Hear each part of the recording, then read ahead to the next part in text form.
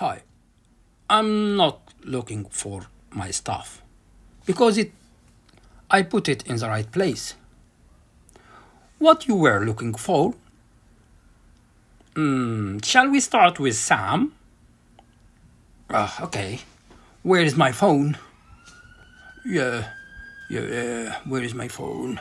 Where is my phone? Oh, there it is. Hurry up.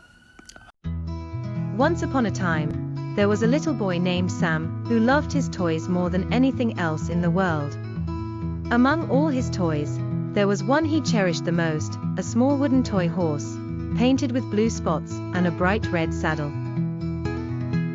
It was his favorite companion, and he took it everywhere he went. One afternoon, after playing with his toys in the living room, Sam realized that his toy horse was missing. His heart sank. He had always been careful with his horse, but now it was nowhere to be found. Sam rushed to his room, determined to find it. He began by pulling open his dresser drawers, rummaging through socks, shirts, and books. But the toy horse wasn't there. He knelt down, peeking under the bed where a few blocks, a ball, and a forgotten stuffed bear lay, but still no sign of the horse. "Where are you?" Sam whispered, his voice trembling. The more he searched, the more frantic he became. He threw his blanket off the bed, checked behind the curtains, and even looked inside his toy chest twice. Still, no horse. Finally, Sam sat down on the floor, his back against the bed, and tears began to roll down his cheeks. He hugged his knees tightly, feeling so small and so sad. His favorite toy was gone, and he didn't know what else to do. It felt like a piece of his world had disappeared. After a few minutes, Sam wiped his eyes with the back of his hand. Though his heart still ached, he knew crying wouldn't bring the horse back. He had to keep searching. So, Sam stood up, his little hands clenched into fists with determination. He decided he would look in every corner, every shelf, and every room in the house if he had to. His toy horse was somewhere, and he would find it. As he walked around the room, checking again in places he had already searched, an idea popped into his head. Sam started humming softly, a tune he had heard his mother sing to him at bedtime. It was a simple melody, comforting and warm, and as he hummed, he began to think about his horse. Sam sang to the horse, his voice quiet at first, "Come back to me, my little horse, with your red saddle and blue spots. Let's ride again, just like before, to all the places we've explored." His voice grew stronger with each word, and somehow, the song made him feel less lonely. It was as if the horse could hear him, as if it was just hiding nearby, waiting to be found.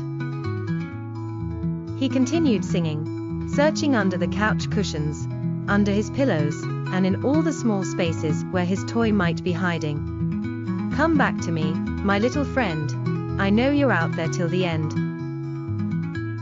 Then, as he was moving the pile of books on his bedside table, something colorful peeked out from behind them. Sam's eyes widened. There, wedged between the table and the wall, was the small wooden horse, its blue spots shining in the afternoon light. A big smile spread across Sam's face. He rushed over, grabbed the toy, and hugged it tightly to his chest. "I found you," he shouted, his voice full of joy. Sam held his toy horse in the air and continued singing his little song, this time with happiness in his heart. "We're together now, my little horse, with your red saddle and blue spots. Let's ride again, just like before, forever friends, forevermore." And from that day on, Sam never forgot the power of searching with hope and a little song in his heart. Whenever something went missing, he would hum that same tune, knowing that if he kept looking, he would always find what he was searching for. Hi guys, I'm happy Sam find what he looking for, but he now search about something else. Let's go. Hurry up. The next morning, Sam woke up feeling happy. He had found his toy horse the day before, and it sat proudly on his bedside table, waiting for another day of adventures. But as Sam stretched and rubbed his eyes, he remembered something else, his favorite book, the one filled with bright, colorful pictures of animals. He loved flipping through its pages and imagining himself playing with lions, elephants, and monkeys. Sam jumped out of bed and looked around, expecting to see the book nearby. But it wasn't on his bedside table, and it wasn't on his shelf. His heart began to race. Where could it be?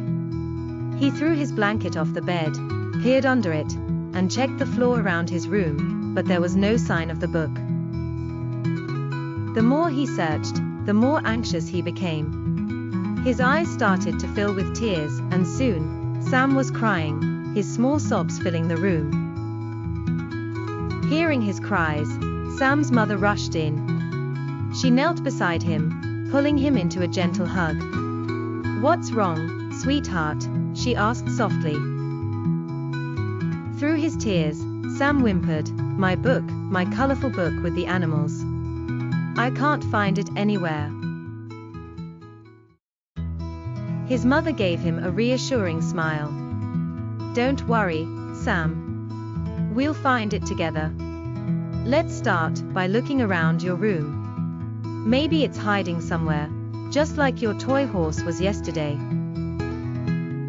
She began to search, moving toys and clothes aside, looking under chairs and behind shelves. Sam watched his mother for a moment, seeing how calm and focused she was as she looked for the book. Her determination reminded him of something, of how he had found his toy horse, by not giving up, and by singing his little song. Wiping the last of his tears from his cheeks, Sam stood up. "I'm going to look for my colorful book," he said, his voice filled with newfound courage. "I'm not going to cry anymore. I'll find it, just like I found my horse." His mother smiled, proud of his determination. "That's the spirit, Sam. Let's search together." Sam started his search journey once again, but this time, he didn't feel sad. Instead, he remembered the tune he had sung the day before, and he began to hum it softly. "Come back to me, my colorful book, with animals big and small to see. I know you're near, you're hiding close, waiting for another day with me." He sang as he searched under the couch in the living room, and behind the big armchair. He looked in the kitchen and even by the front door, thinking maybe he had left the book somewhere during his last adventure. His mother checked shelves and cabinets, calling out to him with each place she searched. They looked in every room, their search growing wider, but Sam didn't feel discouraged. He kept singing his song, believing that the book was just waiting for him to find it. Finally, as Sam wandered back into the living room, something caught his eye. There, on the windowsill, under the gentle morning light, was a corner of something colorful peeking out from under a stack of magazines. Sam rushed over and pulled the magazines aside, and there it was, his book, full of bright, beautiful animal pictures, just where he had left it the day before. "I found it!" Sam shouted, holding the book up in triumph. His mother came over, laughing. "There it is. You did it, Sam." Sam beamed, feeling proud and happy. "I knew I'd find it, just like I found my horse. I didn't need to cry. I just had to keep looking." His mother hugged him tightly. "That's right. You're learning that with a little hope and some patience, you can always find what you're looking for." Sam grinned, clutching his book and his toy horse close. From that day on, he knew that whether he lost a toy, a book, or anything else, all he needed was a little song and the belief that if he kept searching, he would find what he was looking for. And so, Sam continued to explore, play, and sing his little tune, knowing that nothing was ever truly lost as long as he kept his heart full of hope.